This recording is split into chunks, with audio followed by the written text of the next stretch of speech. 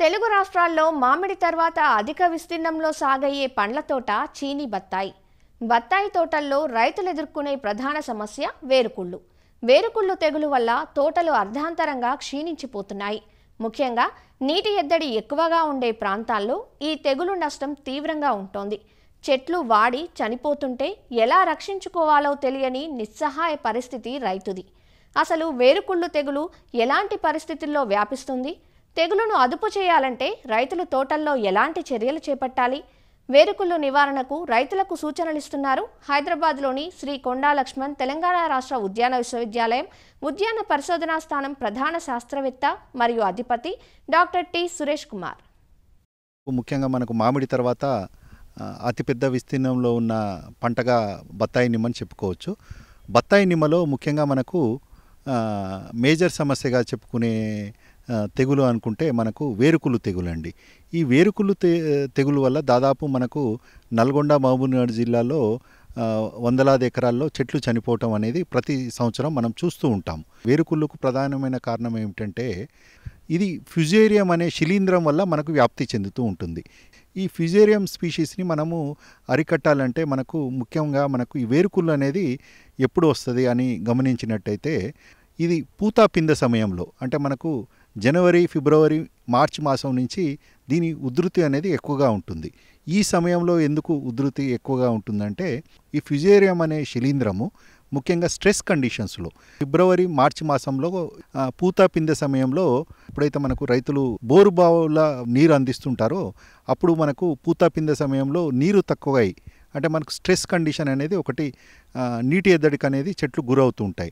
ఈ స్ట్రెస్ కండిషన్లో ఈ శిలీంధ్రం అనేది ఎక్కువగా పెరిగి విపరీతంగా పూత వచ్చేసి పిందెలు ఉన్నప్పుడు చెట్టు ఎండిపోవటం అనేది జరుగుతుంది. ఈ శిలీంధ్రము ఒక ఉధృతి అనేది మనకు గమనించినట్టయితే ముఖ్యంగా జనవరి, ఫిబ్రవరి, మార్చి మాసంలోనూ ఎక్కువగా ఉంటుంది. దీన్ని అరికట్టాలంటే ఏం చేయాలి?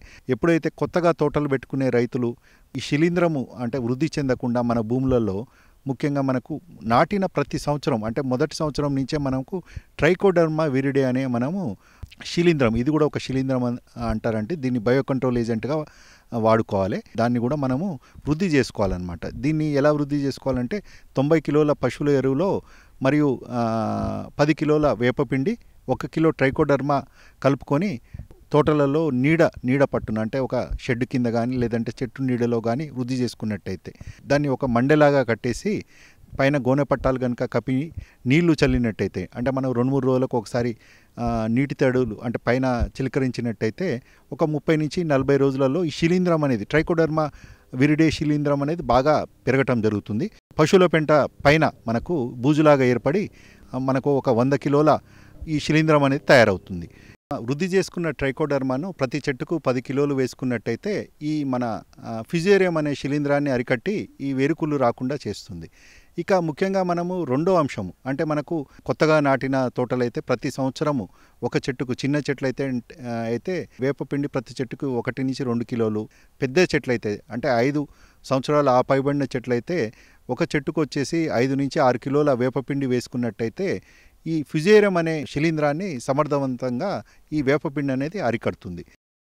ఇక ముఖ్యంగా మనకు మూడో అంశం తీసుకున్నట్టయితే నీటి తడులు, అంటే మనకు పూత పిందె సమయంలో నీటి ఎద్దడి రాకుండా చూసుకున్నట్టయితే ఫ్యుజేరియం అనే శిలీంధ్రం కూడా మన తోటలలో, చెట్లలో ఎక్కువగా కాకుండా మనం అరికట్టవచ్చు. నాలుగో ప్రధానమైన అంశం ఏమిటంటే చెట్లు బలంగా ఉండేటట్టు చూసుకోవటం. వేరుకులకు సంబంధించిన ఫ్యుజేరియం అనేది కూడా మీరు గమనించినట్టయితే మంచి నాణ్యమైన మొక్కలలో ఈ శిలీంధ్రం అనేది రాదండి. తీగలాగా ఉండే, అంటే మనకు సాత్గుడి రకంలోనే తీగంట్లు అని అంటాము, అంటే అవి నాణ్యమైన మొక్కలు కావు. ఈ తీగంట్లలో ఎక్కువగా మనకు శిలీంధ్రం అనేది వృద్ధి ఎక్కువగా మనకు కనిపిస్తుంటుంది. కాబట్టి నాణ్యమైన సాత్గుడి మొక్కలలో ఎప్పుడైనా ఈ శిలీంధ్రం అంటే ఈ ఫ్యుజేరియం స్పీషీస్ని తట్టుకునే గుణం ఉంటుంది. కాబట్టి రంగపూర్ వేరుమూల మీద మనకు బత్తాయి అంటే సాత్గుడి రకం అనేది దాదాపు ఈ శిలీంధ్రాన్ని తట్టుకుంటుంది. ఇలా కాకుండా కూడా మనకు సూక్ష్మధాతు లోపాలు కనుక ఉండి మనకు తగినంత నీరు ఇవ్వకపోవటం వల్ల ఫ్యుజేరియం ఉధృతి ఎక్కువై వేరుకుళ్ళు అంటే విపరీతంగా పూత పిందె రావటం, వేరుకుళ్ళు వల్ల చెట్లు చనిపోవటం జరుగుతుంది. కాబట్టి మనకు కొత్త తోటలలో అయితే జూన్, జూలై, ఆగస్టు మాసంలో ఈ గ్రీన్ మాన్యూర్ అంతర పంటగా అంటే ఈ జనుముని అంతర పంటగా వేసుకొని దుక్కిలో దున్ని వేసుకున్నట్టయితే మనకు ఈ ధాతు లోపాలు అనేది కూడా కనిపించవండి. అలాగే సూక్ష్మధాతు లోపాలు ఉన్నట్టయితే మనకు ఫార్ములా 4 5 గ్రాములు మరియు మెగ్నీషియం సల్ఫేట్ 2 గ్రాములు 1 లీటర్ నీటి కలిపి పిచికారీ చేసుకున్నట్టయితే చెట్లు బలంగా ఉంటాయి.